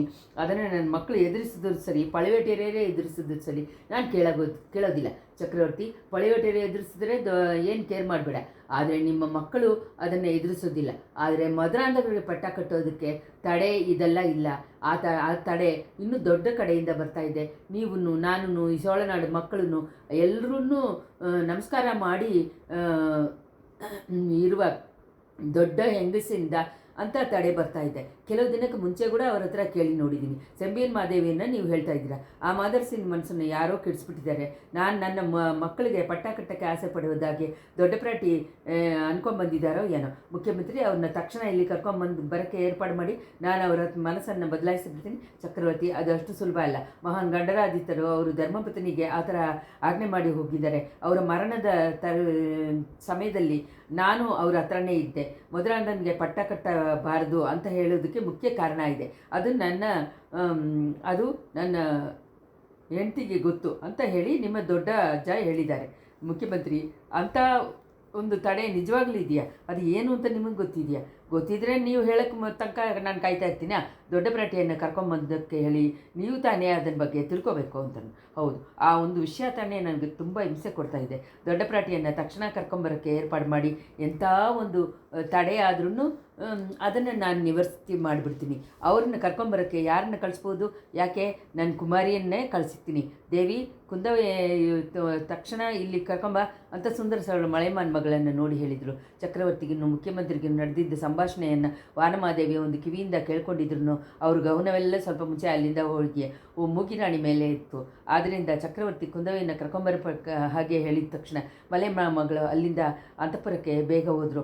ಅವರು ಅಂತಃಪುರವನ್ನು ಸೇರಿದಾಗ ಕುಂದವೆ, ವಾನತಿ, ಪುಂಗುಳ್ಳಿ ಎಲ್ಲರೂ ದೊಡ್ಡ ಕಲಕದಲ್ಲಿ ಪಾಲೋಗಿದ್ರು. ಅದಕ್ಕೆ ಕಾರಣವನ್ನು ಮಹಾರಾಣಿ ತಕ್ಷಣ ತಿಳ್ಕೊಂಡ್ರು. ಮೂಗಿರಾಣಿಯನ್ನು ಅಲ್ಲಿ ಕಾಣಲಿಲ್ಲ. ಎಲ್ಲಿ ಅಂತ ವಿಚಾರದಿಂದ ಕೇಳಿದಾಗ ಕುಂದವೆ ಹೇಳಿದ್ದು, ಅಮ್ಮ, ನೀವು ಹೇಳಿದ ಕಟ್ಲೆಯನ್ನು ನೆರವೇರಿಸೋದು ಸುಲಭವಾದ ಕೆಲಸವಾಗಿಲ್ಲ. ಆದರೂ ನಾವು 3 ಜನ ಸೇರಿ ಅವ್ರನ್ನ ಒತ್ತಾಯ ಮಾಡಿ ಮಂದಾಕಿನಿ ದೇವಿಯನ್ನು ಸ್ನಾನ ಮಾಡಿಸ್ತೀವಿ. ಆಮೇಲೆ ಹೊಸ ಬಟ್ಟೆಗಳು ತರಿಸಿದ್ದೀವಿ. ವಾಣತಿ ಅವರ ಕೂದಲನ್ನು ಮಾಡಿ ಹೇರ್ ಸ್ಟೈಲ್ ಮಾಡಿ ಇಟ್ಬಿಟ್ಲು. ಪೂಂಗುಳ್ಳಿ ಹೂವನ್ನು ತೊಡಿಸ್ತಾ ಇದ್ಲು. ಆಭರಣಗಳನ್ನು ಎತ್ಕೊಂಬರೋದಕ್ಕೋಸ್ಕರ ನಾನು ಪಕ್ಕದಲ್ಲಿರೋ ಕೋಣೆಗೆ ಹೋದೆ. ಆಭರಣಗಳು ಎತ್ಕೊಂಡಿದ್ದಾಗ ಇವಳ ಕೂಗು ಕೇಳಿತು. ಹಿಂದೆ ತಿರುಗಿ ಬಂದು ನೋಡಿದ್ರೆ ಮಂದಾಕಿನಿ ದೇವಿನ ಕಾಣಲಿಲ್ಲ. ಗಂಟು ಹಾಕಿದ ತಕ್ಷಣವೇ ದಿಢೀರಂತ ಅವರು ಬಿಡಿಸ್ಕೊಂಡು ಓಡಿ ಹೋದ್ರಂತೆ. ಅಕ್ಕಪಕ್ಕ ಕೋಣೆಗಳಲ್ಲಿ ಎಲ್ಲೂ ಕಾಣಲಿಲ್ಲ. ಇನ್ನೂ ಹುಡುಕ್ತಾ ಇದ್ದಾರೆ. ಇದನ್ನು ಕೇಳಿ ಮಲೆಮಾನ್ ಮಗಳು ನಗೆ ಮಾಡಿದರು. ಅವ್ರಿಗೆ ಅಲಂಕಾರ ಮಾಡಿದಾಗ ಎದುರಲ್ಲಿ ಕಂಡಿ ಇತ್ತಾ ಅಂತ ಕೇಳಿದರು. ಇತ್ತು, ಸ್ವಲ್ಪ ದೂರದಲ್ಲಿತ್ತು ಅಂತಲೂ ವಾನತಿ. ಅವರ ಅಲಂಕರಿಸಿದ ರೂಪವನ್ನು ಅವರೇ ಆ ಕನ್ನಡಿಯಲ್ಲಿ ನೋಡಿರ್ತಾರೆ. ಅದು ಅವರಿಗೆ ನಾಚಿಕೆಯನ್ನು ಉಂಟು ಮಾಡಿರುತ್ತೆ. ಅದರಿಂದ ಓಡಿ ಎಲ್ಲಾದರೂ ಇರ್ತಾರೆ. ಇನ್ನೂ ಸ್ವಲ್ಪ ಚೆನ್ನಾಗಿ ಹುಡುಕಿ ನೋಡಿ. ಒಂದು ವೇಳೆ ಅಂತಃಪುರದಲ್ಲಿ ಇರುವ ಪಾರ್ಕ್ಗೆ ಹೋಗಿ ನಂದವನಕ್ಕೆ ಹೋಗಿರ್ಬೋದು ಅಂತ ಹೇಳಿದರು. ಆದ್ದರಿಂದ ಮೊದಲೇ ಹತ್ತಿ ದೂಕೋದು, ಕಿಟಕಿಯಿಂದ ದೂಕೋದು ಆ ಅಭ್ಯಾಸ ತಾನೇ ಅವ್ರಿಗೆ ಇದೆಯಲ್ಲ ಅಂತ ಹೇಳಿದರು ಚಕ್ರವರ್ತಿನಿ. ಆಮೇಲೆ ಎಲ್ಲರೂ ಸೇರಿ ನಂದವನಕ್ಕೆ ಹೋಗಿ ಹುಡುಕಿದ್ರು. ಅಲ್ಲೂ ಮುಗಿರಾಣಿ ಸಿಕ್ಕಲಿಲ್ಲ. ಅವ್ರುಗಳ ವಿಚಾರ ಜಾಸ್ತಿ ಆಯಿತು. ಮುಖ್ಯಮಂತ್ರಿ ಹತ್ರ, ಚಕ್ರವರ್ತಿ ಹತ್ರನ ಹೋಗಿ ತಿಳಿಸೋಣ ಅಂತ ಅವ್ರುಗಳು ಅಂದ್ಕೊಂಡಿದ್ದಾಗ ಎಲ್ಲಿಂದನೋ ಡನಾರ್ ಡನಾರ್ ಅಂತ ಒಂದು ಶಬ್ದ ಬಂತು. ಆ ದೊಡ್ಡ ಕಲ್ಲಲ್ಲಿ ಕಬ್ಬಣದ ಉಳಿಯಿಂದ ಒಂದು ಜೋರಾಗಿ ಹೊಡೆಯೋ ಸೌಂಡೇ ಅದು. ಎಲ್ಲಿಂದ ಆ ಸೌಂಡ್ ಬರ್ತಾ ಇದೆ ಅಂತ ಕಿವಿ ಕೊಟ್ಟು ಗಮನವಾಗಿ ಕೇಳಿದರು. ಶಿಲ್ಪ ಮಂಟಪದಲ್ಲಿಂದ ಬರ್ತಾ ಇದೆ ಅಂತ ಗೊತ್ತಾಯಿತು. ತಕ್ಷಣ ಒಂದು ದಾದಿ ಹೆಣ್ಣನ್ನು ದೀಪ ಎತ್ಕೊಂಡು ಬರೋ ಹಾಗೆ ಹೇಳಿಬಿಟ್ಟು ಎಲ್ಲರೂ ಶಿಲ್ಪ ಮಂಟಪಕ್ಕೆ ಹೋದರು. ಶಿಲ್ಪ ಮಂಟಪದೊಳಗೆ ಅವರುಗಳು ಒಂದು ವಿಂತೆಯಾದ ದೃಶ್ಯವನ್ನು ನೋಡಿದರು. ಸ್ವಲ್ಪ ಆಡೆ ಆಭರಣಗಳೆಲ್ಲ ಅಲಂಕಾರ ಮಾಡಿದ್ದ ಮಂದಾಗಿನಿ ಕೈನಲ್ಲಿ ಒಂದು ದೊಡ್ಡ ಸುತ್ತಿಯನ್ನು ಇಟ್ಟುಕೊಂಡು ಕೈಲಾಸ ಮಲೆಯನ್ನು ಒತ್ತಿಸ್ಕೊಂಡಿದ್ದ ರಾವಣೇಶ್ವರನ ಕೈಗಳನ್ನು ನೋಡಿ ಜೋರಾಗಿ ಹೊಡಿತಾ ಇದ್ಲು. ತುಂಬ ಗಟ್ಟಿಯಾದ ಕಲ್ಲಿಂದ ಮಾಡಿದ್ದ ಶಿಲ್ಪ ಆಗಿದ್ದ ಅದನ್ನು ಇದಕ್ಕೆ ಅದು ರಾವಣ ಅಷ್ಟು ತನಕ ಜಾರಿ ಕೊಟ್ಟಿಲ್ಲ. ಆದರೆ ಬೇಗನೆ ಅವನಿಗೆ ಆಪತ್ತು ಬಂದುಬಿಡ್ಬೋದು ಅಂತ ಪರಿಸ್ಥಿತಿ ಬಂದಿತ್ತು. ಕೈಲಾಸ ಮಲೆಯನ್ನು ತಟ್ಕೊಂಡಿದ್ದ ರಾವಣನ ಕೈಗಳಲ್ಲಿ 2-3 ಕೈಗಳು ಒಡೆದುಬಿಟ್ರೆ ಮಲೆನೇ ಜಾರಿ ಹೋಗಿ ಅವನ ತಲೆಗಳ ಮೇಲೆ ಇನ್ನೂ ಚೆನ್ನಾಗೇ ಹೋಗಿ ಕೂತ್ಕೊಂಡ್ಬಿಡೋಕ್ಕಾಗತ್ತೆ. ತಲೆಗಳು ಚುಕ್ಕು ನೂರಾಗಿ ಒಡೆದ ಬಿಡುತ್ತೆ. ಅಂಥ ಆಪತ್ತಾದ ಸಮಯದಲ್ಲೇ ಕುಂದವೈ ಮುಂತಾದವರು ಶಿಲ್ಪಮಂಟಪ ಒಳಗೆ ಪ್ರವೇಶ ಮಾಡಿದರು. ಅವ್ರುಗಳನ್ನು ಬರೋದನ್ನು ನೋಡಿ ತಕ್ಷಣ ಮಂದಾಗಿನಿ ತನ್ನ ಕೈಯಿಂದ ಹಿಡಿದಿದ್ದ ಸುತ್ತಿಯನ್ನು ಕೆಳಗೆ ಹಾಕ್ಬಿಟ್ಟು ಬಂದವ್ರುಗಳನ್ನ ನೋಡಿ ನಗೆ ಮಾಡ್ತಾ ನಿಂತಿದ್ಲು. ಮಂಟಪ ಒಳಗೆ ಪ್ರವೇಶಿಸಿದವರು ಪೂಂಗುಳನ್ನೇ ಬಿಟ್ಟರೆ ಬೇರೆಯವ್ರ ಮನಸ್ಸಿನಲ್ಲಿ ಇವಳು ನಿಶ್ಚಯವಾಗಿ ಒಂದು ಹುಚ್ಚಿನೇ. ಚಕ್ರವರ್ತಿ ಇವಳನ್ನ ಕಂಡು ಒಂಥರ ಅಸೂಸೆಕೊಂಡಿದ್ದು ತಪ್ಪೇನಿಲ್ಲ ಅಂತ ಯೋಚನೆ ಬಂತು. ಮಲೆಮಾನ್ ಮಗಳೂ ಬೇರೆಯವ್ರುಗಳು ನೋಡಿ, ಹೆಣ್ಣುಮಕ್ಕಳೇ ಇದನ್ನು ಹೋಗಿ ಚಕ್ರವರ್ತಿ ಮುಂಚೆ ಯಾರೂ ಪ್ರಸ್ತಾಪ ಮಾಡಬೇಡ ಅಂತ ಹೇಳಿ ಎಚ್ಚರಿಕೆ ಮಾಡಿದರು. ಇಷ್ಟರಲ್ಲಿ 34ನೇ ಸಂಚಿಕೆ ಮುಗೀತು. ಸಂಚಿಕೆ 35. ಮಂದಾಗಿನಿಯನ್ನು ಬೇರೆ ಅರಮನೆ ಹೆಣ್ಣುಮಕ್ಕಳು ಶಿಲ್ಪ ಮಂಟಪದಲ್ಲಿ ಕಂಡುಹಿಡಿದಿದ್ದ ಸಮಯದಲ್ಲಿ ಚಕ್ರವರ್ತಿಗೂ ಮುಖ್ಯಮಂತ್ರಿಗೂ ತುಂಬ ಜೋರಾಗಿ ವಾಗ್ವಾದ ನಡೀತಾ ಇತ್ತು. ಮಲೆಮಾನ್ ಮಗಳು ಅಲ್ಲಿಂದ ಹೋಗಿದ ತಕ್ಷಣ ಮುಖ್ಯಮಂತ್ರಿ ಅನಿರುದ್ಧರು, ರಾಜರಾಜ ಹೆಣ್ಣುಮಕ್ಕಳು ಇರುವಾಗ ಕೆಲವು ವಿಷಯಗಳನ್ನು ಹೇಳ್ಬಾರ್ದು ಅಂತಂತೆ. ಇವಾಗ ಅದನ್ನು ಹೇಳಿಯೇ ಆಗಬೇಕಾಗಿದೆ. ವೀರಪಾಂಡಿಯನ ಆಬತ್ತುದಿಗಳು ಇನ್ನೂ ಈ ದೇಶದಲ್ಲಿ ಮರೆಯಾಗಿ ತಿರ್ಸ್ಕೊಂಡಿದ್ದಾರೆ. ಅವರುಗಳು ತುಂಬ ಕೆಟ್ಟದಾಗಿ ಒಂದು ಶಪಥವನ್ನು ನೆರವೇರಿಸೋಕ್ಕೆ ಸರಿಯಾದ ಸಮಯವನ್ನು ಎದುರು ನೋಡ್ತಾ ಇದ್ದಾರೆ ಅಂತಂದರು. ಇನ್ನು ಇದೇನು ಹೊಸದಿಲ್ವಲ್ಲ, ನನಗೆ ಗೊತ್ತಿದ್ದ ಸುದ್ದಿ ತಾನೆ. ಪಳೆಯೋಟರಿಗೆ ಆ ಕಾರಣಕ್ಕೊಂಡೇ ನನಗೆ ಇಂಥ ಒಂದು ಸೇಫ್ಟಿಯನ್ನು ಮಾಡಿದ್ದಾರೆ ಅಲ್ವಾ ಅಂತ ಚಕ್ರವರ್ತಿ ಒಂಥರ ಎಗತಾಳ ಮಾಡಿದರು. ಆವತ್ತು ದೇವಿಗಳನ್ನ ವಿಷಯ ನಿಮ್ಗಳಿಗೆ ಗೊತ್ತಿದ್ದೆ. ಆದರೆ ಆ ಸದಿಗಾರರುಗಳಿಗೆ ಚೋಳ ಸಾಮ್ರಾಜ್ಯದಲ್ಲಿ ಪಕ್ಷದಿಂದನೇ ಎಲ್ಲ ಹೆಲ್ಪನ್ನು ಬರ್ತಾ ಇದೆ ಅಂತ ಅನ್ನೋದು ನಿಮಗೆ ಗೊತ್ತಿರೋಕ್ಕೆ ಆಗಲ್ಲ ಅಂತ ಹೇಳಿದರು ಮುಖ್ಯಮಂತ್ರಿ. ಆಹಾ, ಇದೇನು ಕಟ್ಟುಕತೆ ಅಂತಂದರು ಸುಂದರ ಸೋಳ. ಇದಕ್ಕಿಂತ ದೊಡ್ಡದಾಗಿ ಇರುವ ಕಟ್ಟುಕತೆಗಳು ಕೆಲವನ್ನು ನಿಮಗೆ ನಾನು ಹೇಳಬೇಕಾಗಿದೆ. ದೊಡ್ಡ ಪುಳವೇಟರ ಪೊಕ್ಕಿಷ ನೆಲವರಿಯಿಂದ ಹೊಸದಾಗಿ ಚಿನ್ನದ ನಾಣ್ಯಗಳು ಆ ಗುಂಪಿಗೆ ಮಧ್ಯದಲ್ಲಿ ಕುಪ್ಪಲಾಗಿ ಎಲ್ಲ ಹಾಕಿರ್ತಾರಂತೆ. ಕಣ್ಣಿಂದ ನೋಡಿದ್ದೆ. ನಾವು ನನ್ನ ಶಿಷ್ಯ ತಿರುಮಲೆ ಇದ್ದಾನೆ, ನೀವು ಹೇಳಿದರೆ ಅದನ್ನ ಬಗ್ಗೆ ವಿವರವಾಗಿ ಹೇಳ್ತಾನೆ. ಬೇಕಾಗಿಲ್ಲ, ತಲೆಮಾರಿಯಾಗಿ ಚೋಳಕುಲಕ್ಕಾಗಿ ಉಸಿರನ್ನು ಬಿಟ್ಟು ಬಂದು ರಕ್ತ ಸಿಂದಿ ಬಂದವರು ಪಳವೇಟೆಯರುಗಳು. ಅವರುಗಳು ನನ್ನನ್ನು ಕೊಲ್ಲುವುದಕ್ಕಾಗಿ ಸಂಚು ಮಾಡೋ ಗುಂಪಿಗೆ ಪೊಕ್ಕಿಷದಿಂದ ಚಿನ್ನದ ಕಾಸನ್ನು ಕೊಡ್ತಾರೆ ಅಂತ ಹೇಳಿ ಹರಿಚಂದ್ರನ್ನೇ ಬಂದು ಹೇಳಿದರು. ನಾನು ನಂಬಲ್ಲ. ಕ್ಷಮಿಸಬೇಕು. ಪಳವೇಟೆಯರ ಮೇಲೆ ಅಂಥ ದ್ರೋಹದ ತಪ್ಪನ್ನು ನಾನು ಹೇಳಲಿಲ್ಲ. ಅವ್ರುಗಳಿಗೆ ಗೊತ್ತಾಗದೇ ಸಂಚುಕಾರರುಗಳೇ ನಮ್ಮ ಪೊಕ್ಕಿಷದಿಂದ ಚಿನ್ನದ ನಾಣ್ಯಗಳು ಹೋಗ್ಬೋದಲ್ವ, ಅದೇ ಹೇಗೆ ಹೋಗೋಕ್ಕಾಗತ್ತೆ? ಯಮ ಅರಿಯದೆ ಉಸಿರೋಗೋಕ್ಕಾಗತ್ತೇನು? ಯಮ ಒಂದು ವೇಳೆ ಮುದುಕಿಯ ಪರ್ವದಲ್ಲಿ ಚಿಕ್ಕ ಹುಡುಗಿ ಒಬ್ಬಳನ್ನ ಮಗಳು ಮದುವೆ ಮಾಡ್ಕೊಂಡು ಬಂದಿದ್ರೆ ಅದು ಸಾಧ್ಯವಾಗಬಹುದಲ್ವ?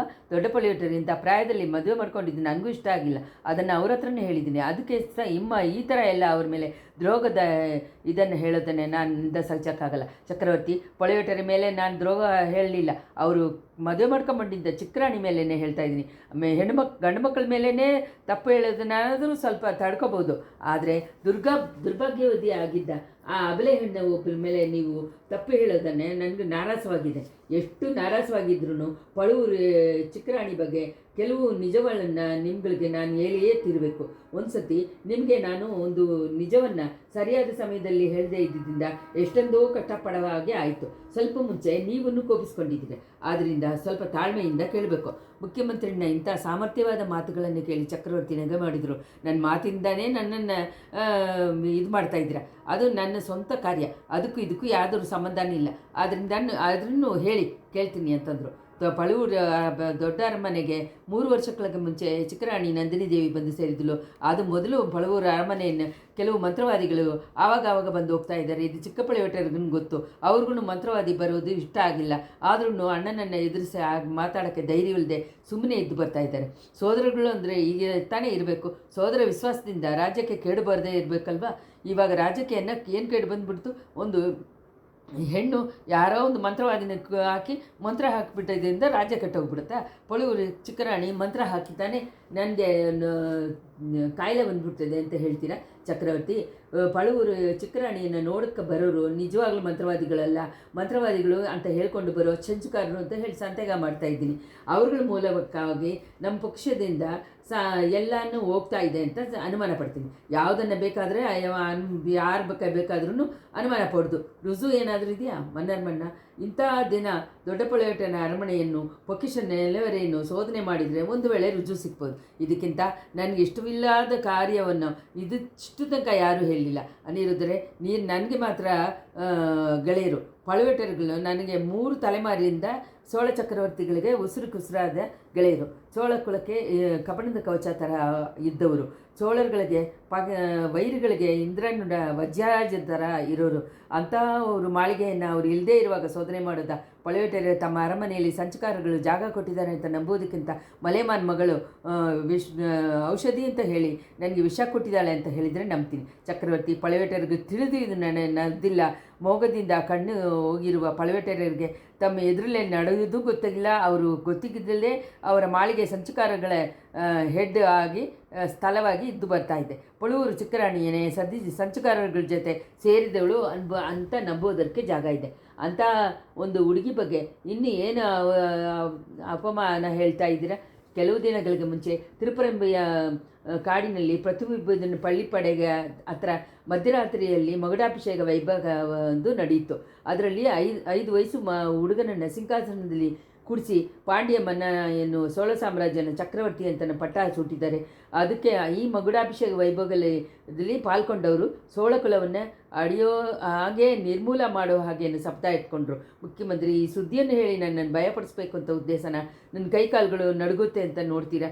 ಇಲ್ಲ ಚಕ್ರವರ್ತಿ, ಇಲ್ಲ. ಈ ಗೇಲಿ ಕೂತನ್ನು ನಾನು ಒಂದು ಇದಾಗೆ ಅಂದ್ಕೊಂಡಿಲ್ಲ. ಈ ಥರ ಸಮುದಾಯ ಎತ್ಕೊಂಡಿದ್ದ ಸಂಚಗಾರರ ಗುಂಪಲ್ಲಿ ಪಳುವೂರು ರಾಣಿನೂ ಇದ್ಲು ಅನ್ನೋದನ್ನು ನಿಮ್ಮ ಹತ್ರ ಹೇಳೋಕ್ಕೆ ಇಷ್ಟಪಡ್ತಾಯಿದ್ದೀನಿ. ಹಾಗೆ ಅದನ್ನೆಲ್ಲ ಹತ್ರ ಇದ್ದು ಬಂದು ನೋಡಿಬಿಟ್ಟು ನಿಮಗೆ ಹೇಳಿದ್ದ ಬುದ್ಧಿಶಾಲಿ ಗೂಢಚರ್ಯರು ಅದೋ ನಿಂತಿದ್ದಾನೆಲ್ಲ ನಿಮ್ಮ ಶಿಷ್ಯ ಅವನು ತಾನೆ. ಎಲ್ಲ ನಡೆದು ಆದಮೇಲೆ ಇವನು ಅಲ್ಲಿ ಹೋಗಿ ಸೇರಿದ್ದಾನೆ. ಸೀದಾ ನೋಡಿದವನು ವಾನರ ಕುಲ ಒಂದಿರ್ತೇವ. ಇಲ್ಲಿ ಒಂದು ಸತಿ ಬಂದ್ಬಿಟ್ಟು ತಪ್ಪಿಸಿ ಓಡಿ ಹೋಗಿದ್ನ ಆ ಗೂಢಚರ್ಯನೇ ಹೇಳ್ತೀರಾ? ಅವನು ಗೂಢಚರ್ಯ ಅಲ್ಲ ಪ್ರಭು. ನಿಮ್ಮ ದೊಡ್ಡ ಮಗ ಆದಿತ್ಯ ಕರಿಗಾಲಣ್ಣನ ಅಂತರಂಗವಾದ ಗೆಳೆಯ. ಕರಿಗಾಲನಿಗೆ ಇಂಥ ಗೆಳೆಯರುಗಳು ಎಷ್ಟೋ ಜನ. ಒಬ್ಬರು ಹೇಳಿದ ಹಾಗೆ ಇನ್ನೊಬ್ಬರು ಹೇಳಲ್ಲ. ಅವನು ಹೇಳಿದ್ದು ನಿಜವಾಗಲೇ ಇರಲಿ, ಅದಕ್ಕೆ ಅಂತ ಇವಾಗ ಮಾಡಬೇಕಾಗಿದ್ದು ಏನೂ ಇಲ್ಲ.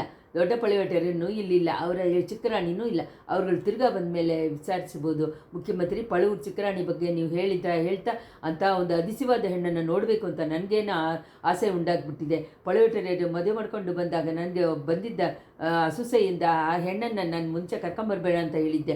ಅದರಿಂದಾನೇ ಅವಳಿಗೆ ಒಂದು ವೇಳೆ ನನ್ನ ಮೇಲೆ ಕೋಪ ಉಂಟುವಾಗಿಬಿಟ್ಟಿದ್ದೋ ಏನೋ ಗೊತ್ತಿಲ್ಲ. ದೊಡ್ಡ ಪಳುವಟರು ಈ ಸರಿ ತಿರುಗಿ ಬಂದದನ್ನು ಅವರ ಚಿಕ್ಕರಾಣಿಯನ್ನು ಕರ್ಕೊಂಬರಕ್ಕೆ ಹೇಳಿ ಅವಳ ಕೋಪವನ್ನು ತೀರಿಸಿ ಇಡ್ತೀನಿ. ಚಕ್ರವರ್ತಿ, ನಾನು ಇಷ್ಟಪಡೋದು ಅದೇನೆ. ನಂದಿನಿ ದೇವಿನ ಕೋಪವನ್ನು ತಣಿಸೋಕ್ಕೆ ನೀವು ಇನ್ನೂ ಮುಖ್ಯವಾದ ಕಾರಣಗಳು ಇದೆ. ನಂದಿನಿ ಬಂದು ಸೇರೋ ತನಕ ಈಳತ್ ಅರಸಿ ನಮ್ಮ ಅರಮನೆಯಲ್ಲೇ ಇರೋಕ್ಕೆ ಅನುಮತಿ ಕೊಡಬೇಕು. ಆಹಾ, ಅವಳನ್ನ ರಾಣಿಯಾಗಿಯೇ ಮುಡಿಸಿ ಬಿಟ್ಟಿದ್ದೀರಾ? ಹೋಗಲಿ, ಅವಳಕ್ಕೂ ಪಳವು ರಾಣಿಗೆ ಏನು ಸಂಬಂಧ? ಅದನ್ನು ತಾನೇ ಕಂಡುಪಿಡಿಯಬೇಕು ಪ್ರಭು. ಇಬ್ಬರಿಗೂ ಸೀದಾ ಒಬ್ರನ್ನೊಬ್ರು ನೋಡಿದರೆ ಒಂದು ವೇಳೆ ಆ ಸಂಬಂಧ ಗೊತ್ತಾಗ್ಬೋದು. ನಂದಿನಿ ದೇವಿ ಸೋಳಕುಳ ಮೇಲೆ ಕೊಂಡಿರುವ ಸಂಚನ್ನು ಒಂದು ವೇಳೆ ಚೇಂಜ್ ಮಾಡ್ಬೋದು. ಮಂತ್ರಿ, ಒಂದು ಹೆಣ್ಣಿನ ಸೇಡನ್ನ ಬಗ್ಗೆ ನೀವು ಇಷ್ಟೊಂದು ಹೇಳೋದು ಆಶ್ಚರ್ಯ ಕೊಂಡಿದ್ದೀನಿ. ನೀವು ಇಷ್ಟೊಂದು ವಿಚಾರ ಪಡೋದು ಆಶ್ಚರ್ಯವಾಗಿದೆ. ನಂದಿನಿ ದೇವಿ ಇನ್ನು ಪಗೆ ಬಗ್ಗೆ, ಸೇಡನ್ ಬಗ್ಗೆ ವಿಚಾರ ಪಡೋಕ್ಕೆ ಕಾರಣ ಇದೆ. ಅದನ್ನು ನಾನು ಹೇಳೋದು ಉಚಿತವಾಗಿ ಇರತ್ತಾ ಅಂತ ಹೇಳಿ ಯೋಚನೆ ಮಾಡ್ತಾ ಇದ್ದೀನಿ.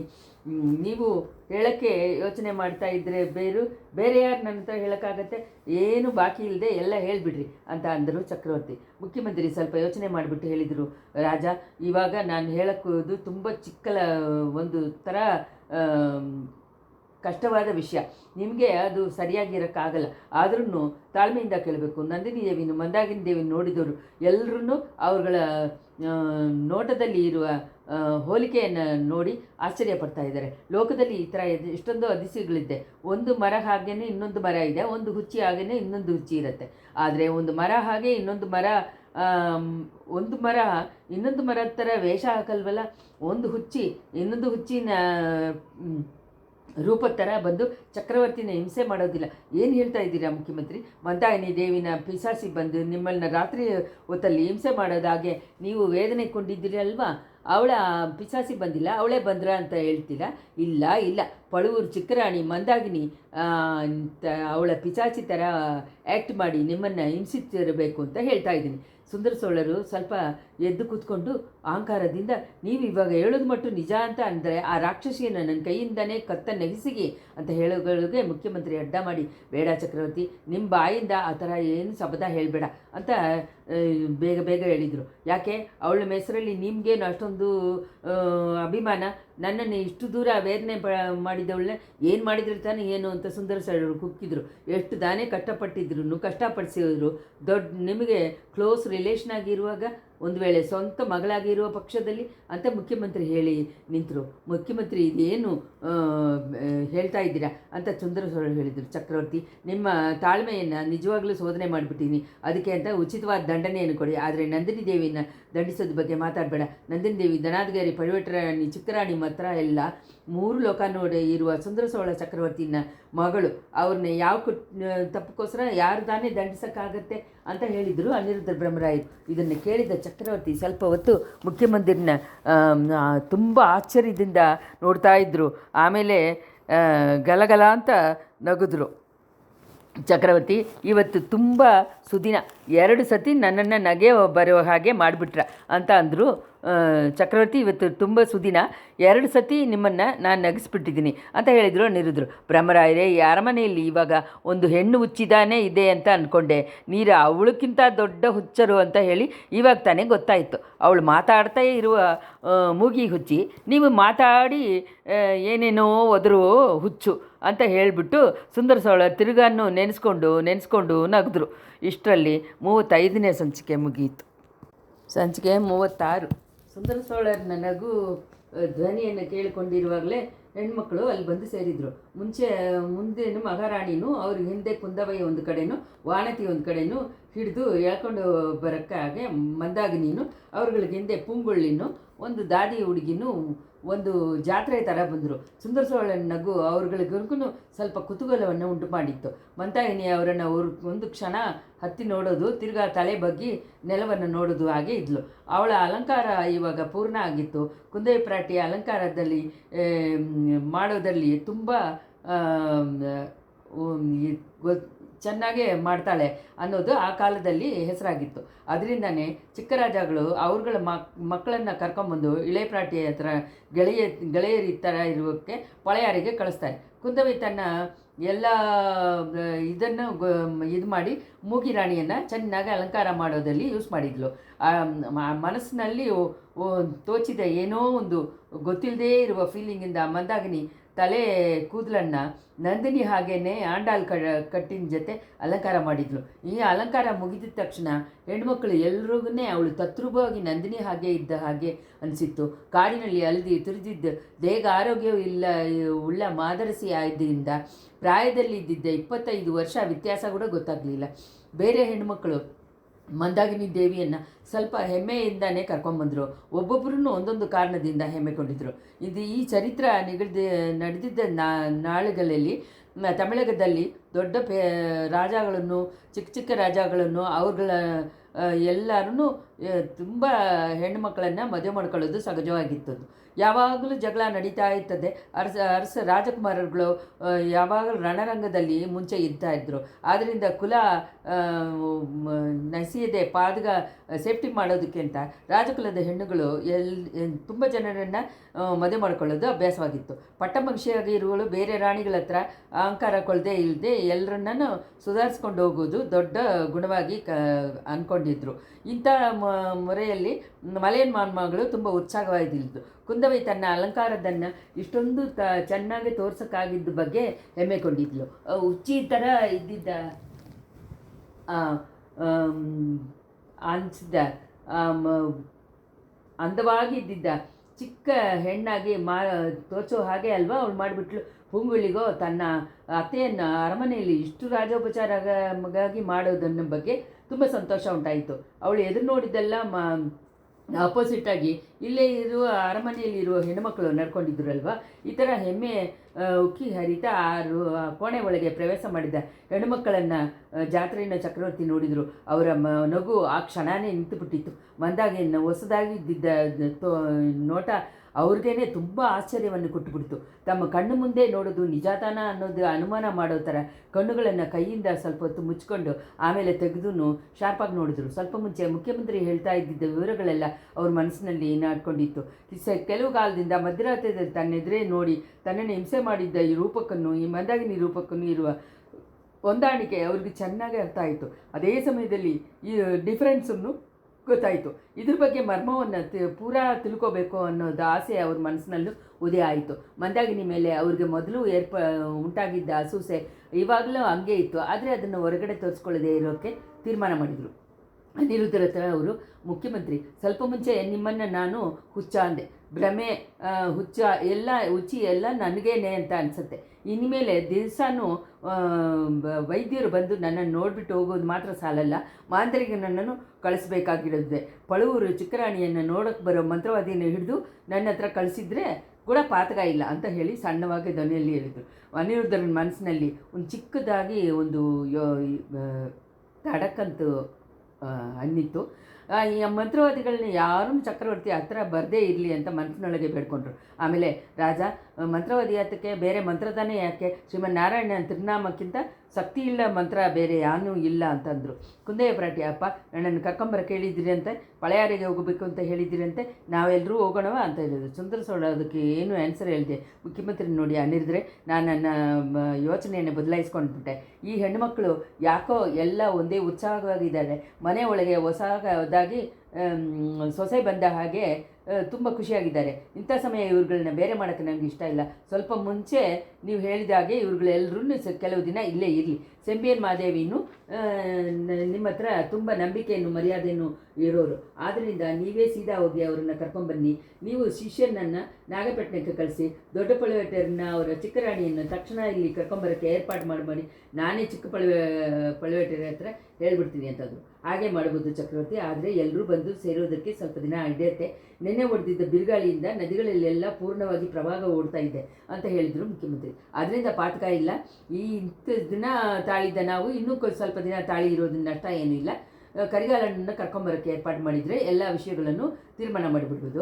ಅವನು ಇನ್ನೂ ಬರೋದಕ್ಕೆ ನೆಗ್ಲೆಕ್ಟ್ ಮಾಡಿದರೆ ನಾನೇ ಹೊರಟು ಹೋಗಬೇಕಾಗಿತ್ತೆ. ಅದ್ರ ಬಗ್ಗೆ ಆಮೇಲೆ ಮಾತಾಡ್ಕೊಳ್ಳೋಣ. ನೀವು ನಾಳೆ ಹೋಗಿ ದೊಡ್ಡ ಪ್ರಾಟಿಯನ್ನು ಹೇಗಾದರೂ ಕೈಯಿಂದ ಕರ್ಕೊಂಬನ್ನಿ. ಹೋಗುವಾಗ ಬಿರುಗಾಳಿಯಿಂದ ಬಂದಿದ್ದ ಕಷ್ಟಗಳೆಲ್ಲ ಮಕ್ಕಳನ್ನ ಬಗ್ಗೆನೂ ಜನಗಳ ಬಗ್ಗೆನೂ ವಿಚಾರಿಸಿ. ನಾನು ನಮ್ಮ ಕುಟುಂಬ ವ್ಯವಹಾರಗಳಲ್ಲಿ ಗಮನ ಮಾಡಿ ಆ ಮುಖ್ಯವಾದ ಕೆಲಸವನ್ನು ಮರ್ತೇ ಬಿಟ್ಟೆ ಅಂತ ಹೇಳಿದರು ಚಕ್ರವರ್ತಿ. ಇಲ್ಲ ಪ್ರಭು, ಅದನ್ನು ನಾನು ಮರೀಲೇ ಇಲ್ಲ. ಎಲ್ಲ ಕಾರ್ಯಗಳೂ ಸರಿಯಾಗಿ ನಡೆಯುತ್ತಾ ಇತ್ತೆ. ನೀವು ನೆಮ್ಮದಿಯಿಂದ ಇರ್ಬೋದು ಅಂತ ಹೇಳಿಬಿಟ್ಟು ಮುಖ್ಯಮಂತ್ರಿ ಅವ್ರ ಹತ್ರ ಹೇಳ್ಕೊಂಡು ಹೊರಟರು. ಸ್ವಲ್ಪ ಇವತ್ತು ರಾತ್ರಿ ಸುಂದರ ಸೋಳ ನಿಜವಾಗಲೂ ಇಷ್ಟು ಕಾಲವೂ ಅನುಭವಿಸೇ ಇರೋದೇ ನೆಮ್ಮದಿಯನ್ನು ಹೊಂದಿದ್ರು. ಕರಿಯರ್ಕುಲ ಮಂದಾಗಿನಿ ಸಾಯಲಿಲ್ಲ ಅನ್ನೋ ಸುದ್ದಿ ನಿಜವಾಗ್ಲೂ ಅವರಿಗೆ ಮನಸ್ಸಿನಲ್ಲಿ ತುಂಬ ಕಾಲವಾಗಿ ನಾಟ್ಕೊಂಡಿದ್ದ ದೊಡ್ಡ ಭಾರವನ್ನು ಒರೆಸ್ಬಿಟ್ಟಿದೆ.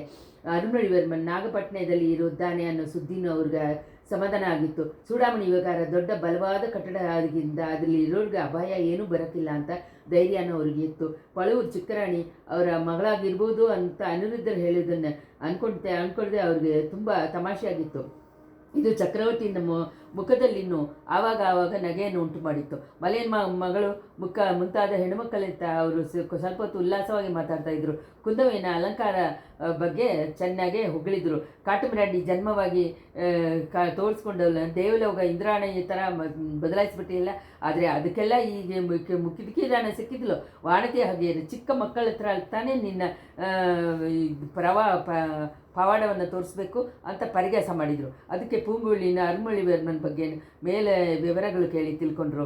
ಅದನ್ನು ಕೊನೆಯಲ್ಲಿ ಪೂಂಗುಳಿ, ಸ್ವಾಮಿ ನಾನು ಕೋಡಿಕೆರೆಗೆ ತಿರ್ಗಾ ಹೋಗಿ ಅನುಮತಿ ಕೊಡಿ, ನಾಳೆನೇ ನಾನು ಹೊರಡ್ಬೋದಲ್ವಾ, ನನ್ನ ಅತ್ತೆ ಬಗ್ಗೆ ವಿಚಾರ ಇನ್ಮೇಲೆ ನನಗಿಲ್ಲ ಅಂತಂದ್ಲು. ನಿನ್ನ ಅತ್ತೆ ಮಗ ಒಬ್ಬನು ಕಾಯಿಲೆ ಬಂದಿದ್ದಾನೆ ಅಂತ ಹೇಳಿದಿಲ್ಲ, ಅವನ ಬಗ್ಗೆ ಕೂಡ ವಿಚಾರ ಇಲ್ವಾ, ಹೋಗೋಕ್ಕೆ ನೀನು ಇಷ್ಟೊಂದು ಅರ್ಜೆಂಟ್ ಪಡಬೇಡ, ಕೆಲವು ದಿನ ಇದ್ದುಬಿಟ್ಟು ಹೋಗು ಅಂತ ಹೇಳಿದರು ಚಕ್ರವರ್ತಿ. ಪೂಂಗುಳಿ ಮೌನವಾಗಿದ್ಲು. ಆವತ್ತು ರಾತ್ರಿ ಸುಂದರ ಸೋಳ ಚಕ್ರವರ್ತಿ ನೆಮ್ಮದಿಯಾಗಿ ನಿದ್ದೆ ಮಾಡಿದರು. ಕನಸುಗಳು ಕೂಡ ಜಾಸ್ತಿ ಕಂಡಿಲ್ಲ. ಕಂಡ ಕನಸುಗಳನ್ನು ದುರ್ಸ್ವಪ್ನವಾಗಿಲ್ಲ, ಎಲ್ಲ ಸಂತೋಷವಾದ ಸ್ವಪ್ನಗಳು. ಅವ್ರಿಗೆ ಪಕ್ಕದ ಕೋಣೆಯಲ್ಲಿ ಮಲಗಿದ್ದ ಅರಮನೆ ಹೆಂಗಸರನ್ನು ನೆಮ್ಮದಿಯಿಂದಾನೇ ನಿದ್ದೆ ಮಾಡಿದರು. ಅವ್ರಿಗೆ ಮಧ್ಯದಲ್ಲಿ ನೆಮ್ಮದಿ ಇಲ್ಲದೆ ಚೆನ್ನಾಗಿ ನಿದ್ದೆ ಮಾಡದೇ ಇದ್ದವಳು ಮಂದಾಗಿನಿ ಒಬ್ಳೇನೆ. ಇವತ್ತು ನಡೆದಿದ್ದ ಘಟನೆಗಳೆಲ್ಲ ಅವಳ ಮನಸ್ಸಿನಲ್ಲಿ ದೊಡ್ಡ ಆದಂತವನ್ನು ಉಂಟು ಮಾಡಿತ್ತು. ಮುಖ್ಯವಾಗಿ ಅವಳ ನೆನಪಿನ ಪೊಕ್ಕಿಷ ನೆಲವರೆಗೂ ಸೊರಂಗಪಾದೆಗೂ ಊಗಲಾಡ್ತಾ ಇತ್ತು. ರಾವಣನುಡಿಯ ಕೈಗಳನ್ನು ಒಡೆದು ಆ ಸೊರಂಗಪಾದೆಯನ್ನು ಮುಚ್ಚಿಬಿಡೋಕ್ಕೆ ತಾನು ಮಾಡಿದ ಇದು ಫಲಿತ ಆಗದೆ ಹೋಗಿದ್ದ ಬಗ್ಗೆ ಅಂದ್ಕೊಂಡು ಅವಳ ಮನಸ್ಸು ನೆಮ್ಮದಿ ಇಲ್ಲದೆ ತಪ್ಪಿಸಿತ್ತು. ನಿದ್ದೆ ಅಲ್ಲಿಯೇ ಇದ್ದಿದ್ದ ಉರಿತಾ ಇದ್ದ ಬೆಳಕಲ್ಲಿ, ದೀಪದ ಬೆಳಕಲ್ಲಿ ಸುತ್ತಮುತ್ತ ನೋಡಿಕೊಂಡೇ ಇದ್ಲು. ಮುಖ್ಯವಾಗಿ ಮೇಲೆ ಮಾಡಗಳಲ್ಲಿ, ಸಾಳರಗಳಲ್ಲಿ ಆವಾಗ ನೋಡ್ತಾ ಇದ್ಲು. ಮಧ್ಯರಾತ್ರಿ ಹೋಯ್ತು, ಹಿಂದೆ ರಾತ್ರಿ ಬಂದು 3ನೇ ಜಾಮಾನು ಹತ್ತತ್ರ ಮುಗಿಯೋ ಟೈಮ್ ಆಗಿಬಿಡ್ತು. ಆವಾಗ ಮೇಲೆ ಮಾಡದಲ್ಲಿ ಕಿಟಕಿ ಒಂದಲ್ಲಿ ಒಂದು ನೋಟ ಅವಳಿಗೆ ಕಾಣಿಸಿಕೊಂಡಿತ್ತು. ಅಘೋರ ಭಯಂಕರವಾದ ಮುಖ ಒಂದು ಆ ಕಿಟಕಿ ಹತ್ರ ಅಂಟಿದ ಹಾಗೆ ಇದ್ದಿತ್ತು. ಆ ಕೋಣೆ ಒಳಗೆ ಹತ್ತಿ ನೋಡ್ತಾ ಇದ್ದಿದ್ದನ್ನು ನೋಡಿದ್ಳು. ಆ ಮುಖ ಇನ್ನಾರ ಮುಖ ಅಂತ ಹೇಳಿ ಅವಳಿಗೆ ಹೇಗೋ ತಿಳ್ಕೊಂಬಿಡ್ತು. ಎತ್ತಿ ಹಂಗೆ ಶಾಕಾಗಿ ಎದ್ದು ನಿಂತಳು. ತಿರ್ಗಾನು ಅದನ್ನು ಶಾರ್ಪಾಗಿ ನೋಡಿದ್ಲು. ಅಲ್ಲಿ ಆ ಮುಖವನ್ನು ಕಾಣಲಿಲ್ಲ. ಪಕ್ಕದ ಕೋಣೆ ಬಾಗಿಲ ಹತ್ರ ಮೆತ್ತಗೆ ನಡೆದೋಗಿ ಹತ್ತಿ ನೋಡಿದ್ಲು. ಅಲ್ಲಿ ಚಕ್ರವರ್ತಿ ನೆಮ್ಮದಿಯಾಗಿ ನಿದ್ದೆ ಮಾಡೋದನ್ನು ನೋಡಿದ್ಲು. ಆ ಕೋಣೆಯಲ್ಲಿ ಮೇಲೆ ಮಾಡದಲ್ಲಿ ಇರುವ ಕಿಟಕಿಗಳನ್ನು ಶಾರ್ಪಾಗಿ ನೋಡಿದ್ಲು. ಏನು ಗೊತ್ತಾಗಲಿಲ್ಲ. ತಿರ್ಗಾ ಬಂದು ಸದ್ದು ಮಾಡದೆ ಪೂಂಗುಳಿನ ಕೈಯಿಂದ ಮುಟ್ಟಿ ಎಬ್ಬಿಸಿದಳು. ಚೆನ್ನಾಗಿ ನಿದ್ದೆ ಮಾಡ್ತಾ ಇದ್ದ ಪೂಂಗುಳಿ ಕಂಡುಬಿಟ್ಲು. ಮುಗಿರಾಣಿನ ಮುಖವನ್ನು ನೋಡಿ ಶಾಕಾದ್ಲು. ಮುಗಿರಾಣಿ ಸಮೀಕ್ಷೆಯಿಂದ ತನ್ನನ್ನು ಹಿಂಬಾಲಿಸ್ಕೊಂಡು ಬರೋ ಹಾಗೆ ಅವಳ ಹತ್ರ ಹೇಳಿದ್ಲು. ಅತ್ತೆ ಹತ್ರ ತುಂಬ ವಿಶ್ವಾಸ ಕೊಂಡಿದ್ದ ಅವಳು ಪೂಂಗುಳಿನ ಸದ್ದು ಮಾಡದೇ ಇದ್ದು ಅವಳನ್ನ ಹಿಂಬಾಲಿಸ್ಕೊಂಡು ಹೋದ್ಲು. ಮೂಗಿರಾಣಿ ಶಿಲ್ಪಮಂಡವನ್ನು ನೋಡಿ ಹೋದ್ಲು. ಹೋಗುವಾಗ ಮಧ್ಯ ಪಾದೆಯಲ್ಲಿ ಉರಿತಾ ಇದ್ದಿದ್ದ ದೀಪವನ್ನು ಒಂದನ್ನು ಕೈಯಲ್ಲಿ ಎತ್ಕೊಂಡು ನಡೆದಳು. ಶಿಲ್ಪಮಂಡವನ್ನು ಸೇರಿದ್ದನ್ನು ಪೂಂಗುಳಿಗೆ ಸ್ವಲ್ಪ ವಿಚಾರ ಉಂಟಾಯಿತು. ತಿರ್ಗಾನಿ ಇವಳು ಈ ರಾವಣ ಶಿಲ್ಪವನ್ನು ಹೊಡಿತಾಳ ಏನು? ಹಾಗಾದರೆ ಅದರಿಂದ ಬರೋ ಶಬ್ದದಲ್ಲಿ ಅರಮನೆಯಲ್ಲಿ ಇರೋರು ಅಷ್ಟು ಜನ ಎದ್ದು ಬಿಡ್ತಾರಲ್ಲ, ತನ್ನ ಅತ್ತೆ ಹುಚ್ಚಿ ಅಂತ ಹೇಳಿ ಊರ್ಜಿತ ಆಗ್ಬಿಡತ್ತಲ್ಲ, ಅತ್ತೆ ಅಂತ ಇದರಲ್ಲಿ ಇಳಿದ್ರೆ ಅದನ್ನು ತಾನು ತಡಿತೇ ಆಗಬೇಕು, ಸುತ್ತಿಯನ್ನು ಬಲವಂತವಾಗಿ ಕಿತ್ತು ಇಟ್ಟುಬಿಡಬೇಕು. ಈ ಥರ ಅಂದ್ಕೊಂಡು ಅತ್ತೆಯನ್ನು ಹಿಂಬಾಲಿಸ್ಕೊಂಡು ಶಿಲ್ಪಮಂಡ ಒಳಗೆ ಪುಂಗುಳಿ ಪ್ರವೇಶ ಮಾಡಿದರು. ಇದೇನು ಆ ರಾವಣ ಶಿಲ್ಪದಲ್ಲಿ ತಲೆ ಒಂದು ಅಲ್ಲಾಡ್ತಾ ಇದೆಯಲ್ಲ? ಇಲ್ಲ, ರಾವಣ ತಲೆ ಅಲ್ಲಿಲ್ಲ. ರಾವಣ ತಲೆಗಳಿಗೂ ಮೇಲೆ ಇದ್ದ ಕೈಲಾಸ ಮಲೆಗೂ ಮಧ್ಯದಲ್ಲಿ ಇರುವ ಯಾರೋ ಒಬ್ಬನ ಮನುಷ್ಯನ ತಲೆ ಥರ ಕಾಣಿಸ್ಕೊಂಡಿತ್ತು. ತಕ್ಷಣ ಅದು ಮರೆಯಾಗ್ಬಿಡ್ತು. ವೀಣು ಭ್ರಮೆ, ನಿದ್ದೆ ಕಲಕದಿಂದ ದೀಪದಿಂದ ಉಂಟಾಗುವ ಬೆಳಕಲ್ಲಿ ಆ ಥರ ದೀಪದಲ್ಲಿ ಉಂಟಾಗುವ ಬೆಳಕಿಂದ ಬರುವ ಶಿಲ್ಪಗಳಲ್ಲಿ ನೆರಳುನೇ ಕಾಣಿಸ್ಕೊಂಡಿರಬೇಕು. ಮಂದಾಗಿನಿಗೂ ಆ ನೋಟ ಉಂಟಾಯಿತೋ ಏನೋ ಗೊತ್ತಾಯಿತೋ ಏನೋ ಗೊತ್ತಿಲ್ಲ. ಆದರೆ ಅವಳು ರಾವಣನ ಸೆಲೆ ಹತ್ರ ತಾನೇ ಹೋದ್ಲು. ಒಳ್ಳೆತನವಾಗಿ ಆ ಪಕ್ಕದಲ್ಲಿ ಇದ್ದಿದ್ದ ಸುತ್ತಿನ ಮೇಲೆ ಅವಳು ಗಮನ ಹೋಗಿಲ್ಲ. ರಾವಣ ತಲೆಗಳಿಗೂ ಕೈಗಳಿಗೂ ಅವನ್ನ ತಾಳಿಸ್ಕೊಂಡಿದ್ದ ಕೈಲಾಸಗಿರಿಗೂ ಮಧ್ಯದಲ್ಲಿದ್ದ ಕತ್ಲೆಯಾಗಿದ್ದ ಜಾಗದಲ್ಲಿ ದೀಪವನ್ನು ಎತ್ತಿ ತೋರಿಸ್ಕೊಂಡಿದ್ಲು. ಅಲ್ಲಿ ಒಂದು ದ್ವಾರ ಇದ್ದಿದ್ದು ಗೊತ್ತಾಯಿತು. ಪೂಂಗುಳಿ ಮುಂಚೆನೇ ಊಹಿಸಿದ್ದು ಸರಿಯೇ. ಅಲ್ಲಿ ಒಂದು ಸೊರಂಗಪಾದೆಯನ್ನು ಹೊರಗಡೆ ದ್ವಾರ ಇದೆ. ಯಾರೂ ಅನುಮಾನಿಸೋಕ್ಕಾಗದೆ ಅಷ್ಟೊಂದು ಸಾಮರ್ಥ್ಯವಾಗಿ ಅದನ್ನು ಮಾಡಿಟ್ಟಿದ್ದಾರೆ. ಆ ಸೊರಂಗ ಜಾಗವನ್ನು ದ್ವಾರವನ್ನು ಮುಚ್ಚಿಬಿಡುವುದಕ್ಕೆ ಮುಂದೆ ರಾತ್ರಿಯಲ್ಲಿ ತಮ್ಮ ಅತ್ತೆ ಪ್ರಯತ್ನ ಪಟ್ಟಳು. ಅದನ್ನು ತಿಳ್ಕೊಳ್ದೆ ಬೇರೆಯವ್ರಿಗೂ ತಡಿಸ್ಬಿಟ್ರು.